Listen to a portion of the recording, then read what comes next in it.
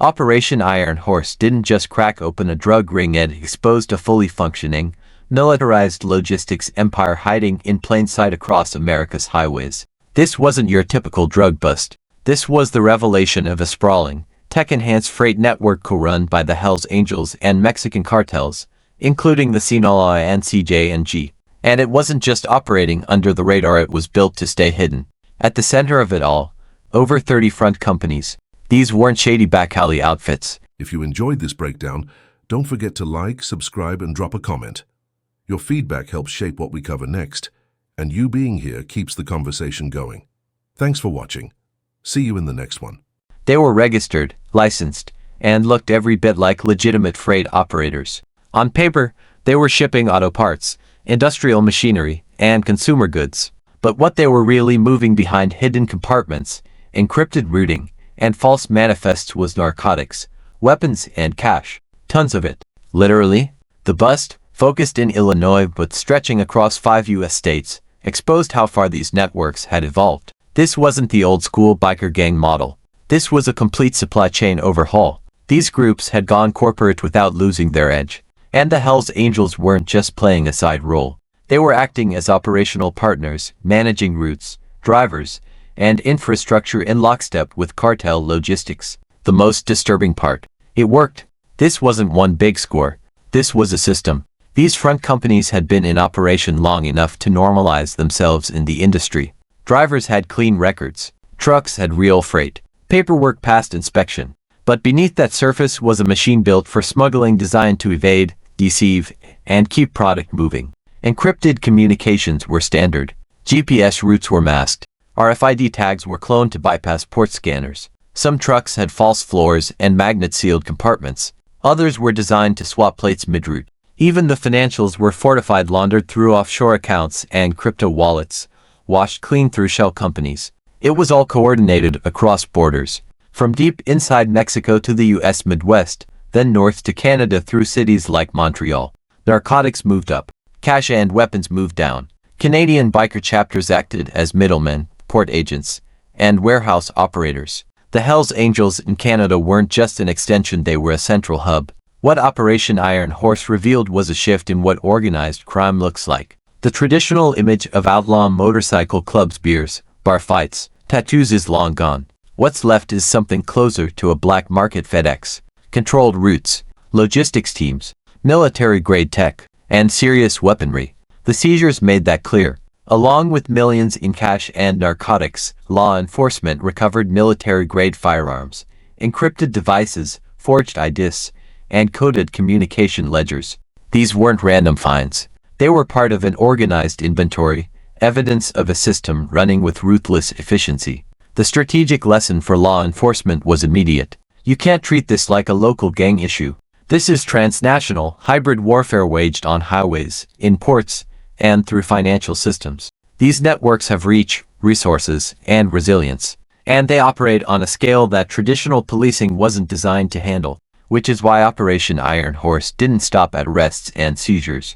It marked a tactical shift. Street-level interdiction is no longer enough. The goal now is to dismantle entire supply chains. That means controlling choke points, terminals, routes, warehouses. It means following the money, tracking crypto, breaking encryption, and pulling down the entire infrastructure that keeps these networks functioning. Federal agencies are now using AI-assisted traffic analysis, drones, deep surveillance, predictive models. They're treating these cases like counterinsurgency operations because that's what they're starting to resemble. Armed networks, multiple nodes, cross-border flow, digital camouflage.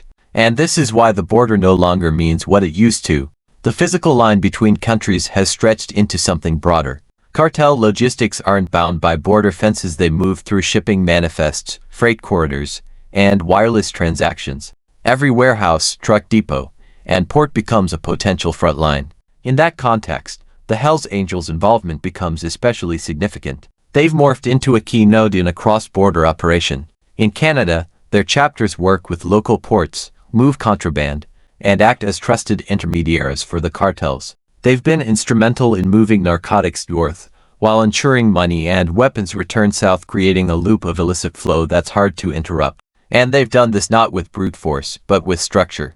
by embedding into legitimate businesses, by adapting to surveillance, by learning the rules and finding ways around them. Law enforcement has acknowledged this evolution. The shift now is toward treating these organizations as hybrid actors, part criminal, part paramilitary. If you enjoyed this breakdown, don't forget to like, subscribe, and drop a comment.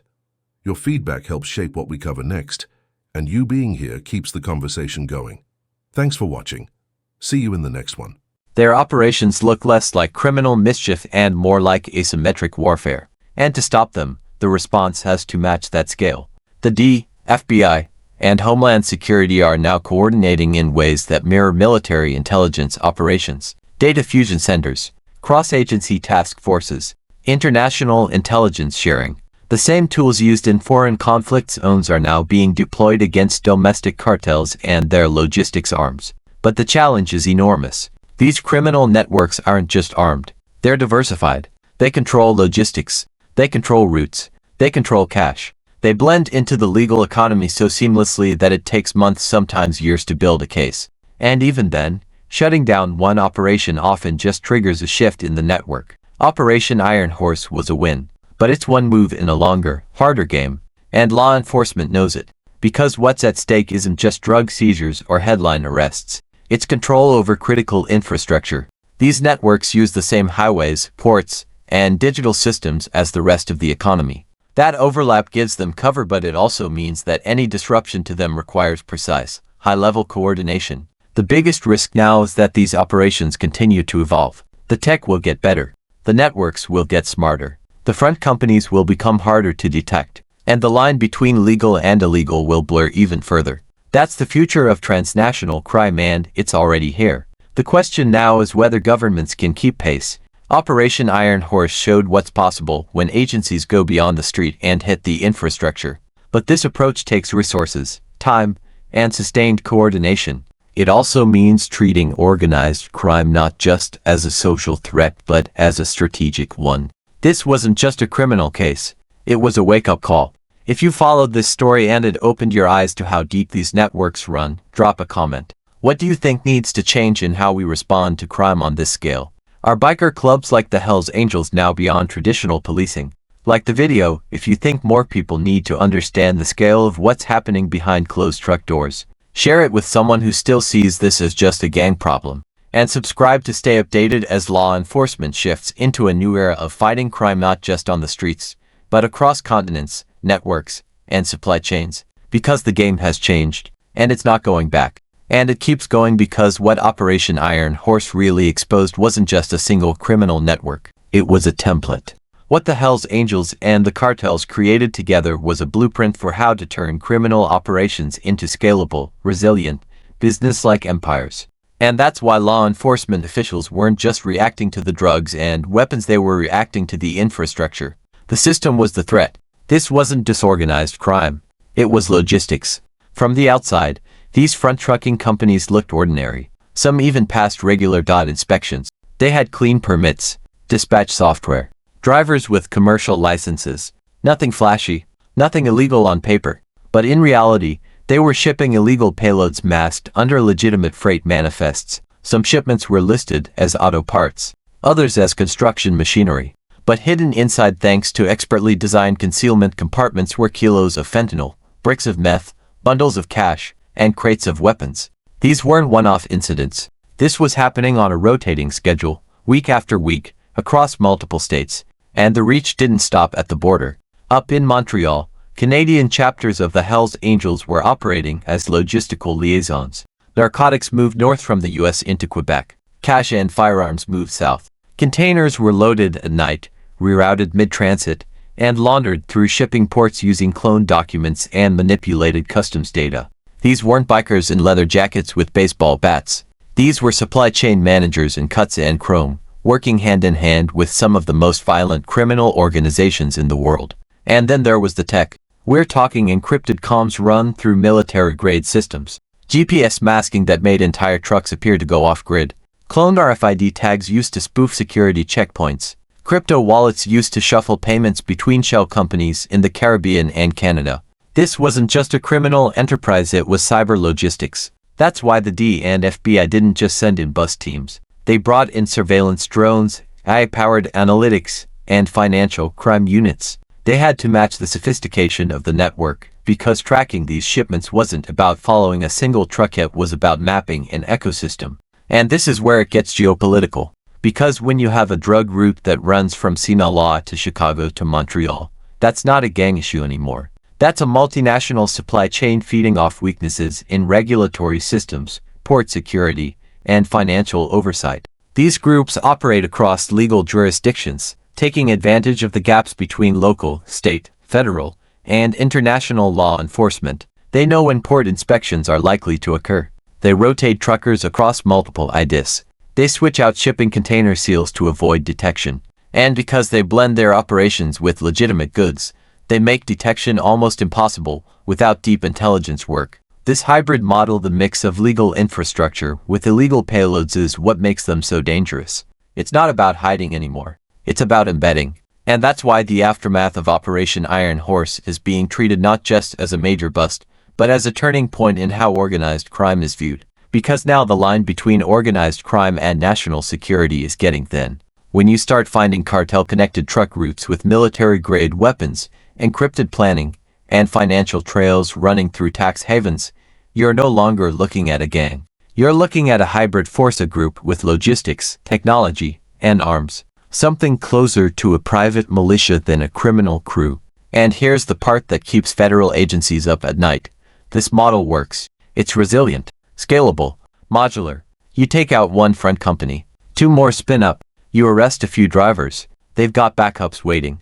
And because they're operating within the systems we all rely on, our roads, our ports, our payment networks, they're incredibly hard to root out without disrupting the economy they're hiding inside. That's why this operation is already reshaping law enforcement strategy. The focus is now on infrastructure disruption, targeting not just the cargo, but the routes, not just the drugs, but the data trails, the trucking firms, the shell corporations, the tech platforms they use to hide and move. It's no longer about getting to the street corner, it's about getting to the server. And this is where the role of Canada becomes impossible to ignore. Montreal, already a well-known hub for organized crime, has become a critical terminal in the northbound flow of narcotics. The Hells Angels' presence there is entrenched, structured, and deeply connected to other European criminal networks. The cash that flows through Canadian channels is often washed into clean money through property, luxury goods, and legitimate businesses. And it flows back south, funding more product, more weapons, more infrastructure. The threat isn't static. It's circular. Money in, drugs out, back and forth endlessly. And if there's one thing Operation Iron Horse proved, it's that the traditional methods aren't enough anymore. Policing this kind of network isn't about responding to crime. It's about anticipating logistics, understanding the shipping manifests, cracking the encryption, following the blockchain. And that means federal agencies aren't just calling in backup, they're calling in new talent, cyber specialists, logistics analysts, financial crime experts, and drone surveillance units. It's the merger of military intelligence and civilian enforcement, because the enemy no longer wears a uniform. They wear high-vis and carry dispatch logs. If this sounds like overkill, it's not. The scale of what was exposed is too big to ignore. We're talking about a system designed to keep drugs flowing into American communities while funneling money and arms into the hands of the most dangerous groups in the Western Hemisphere. And it's happening through licensed companies, with registered vehicles, using legal channels. That's the challenge. These aren't smugglers in the jungle, they're fleet managers with 24/7 dispatch. And unless that reality is accepted, the response will always be too small, too late. The next phase of law enforcement is already being drafted, and it looks a lot more like a defense strategy than a crime prevention plan. Because what's at stake now isn't just drug supply, it's infrastructure integrity. If this kind of network is allowed to continue replicating, adapting, and embedding itself into domestic systems, the cost isn't just drugs on the street. It's compromised supply chains, corrupted logistics, and criminal access to critical infrastructure. Operation Iron Horse was the beginning of a shift, a line in the sand. Now the question is whether authorities can stay ahead, because the networks are watching, they're evolving, and as long as they can move goods across borders, they'll stay in business. The deeper you go into the fallout of Operation Iron Horse, the clearer it becomes. This wasn't just a bust. It was a window into an underground industry that's been running beside the legal economy for years, quietly, efficiently, and with terrifying precision. And what's truly alarming, law enforcement didn't stumble onto this network because it was messy. They found it because it had gotten too good. Too many routes, too many front companies, too much traffic for everything to be clean. The volume alone started raising flags. The logistics footprint was enormous, more than 30 trucking companies, all licensed, all following protocol on paper. But patterns started emerging. Routes that didn't make sense. Warehouses that never offloaded cargo. Shipping manifests that recycled details. That's what finally broke it open. This is what we're up against now. Crime that mirrors compliance. Every part of this operation was designed to avoid confrontation. There were no shootouts on highways, no flashy runs across borders. Just freight, moving day and night, blending in with every other delivery van, semi, and shipping container. It's crime that doesn't need to hide in shadows anymore because it operates in plain sight. And that's what makes it dangerous in a new way. Cartels and biker groups like the Hells Angels aren't just looking for fast money anymore, they're looking for stability. That's why they've leaned into logistics. Transportation is scalable. It's legal. And if you do it right, it's invisible. It's a business model. And they've weaponized it. When the FBI raided one of the Chicago hubs, they didn't just find drugs, they found planning rooms, maps, shipment logs, encryption servers, employees who knew just enough to do their jobs and not enough to understand the bigger picture. The entire place operated like a regional distribution center, because that's exactly what it was. And in Canada, the same model. The Montreal hub mirrored the US setup's chapter run, deeply embedded in commercial freight lanes, and structured to route around detection. It's clear that Canadian chapters of the Hells Angels weren't just local operators. They were central nodes in a North American criminal grid.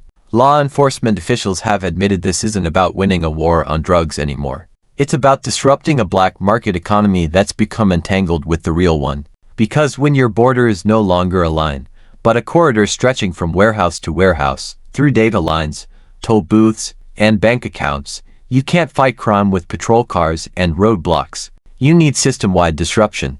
It's a new kind of arms race, one where the battleground is data, infrastructure, and mobility. Drop your reaction in the comments.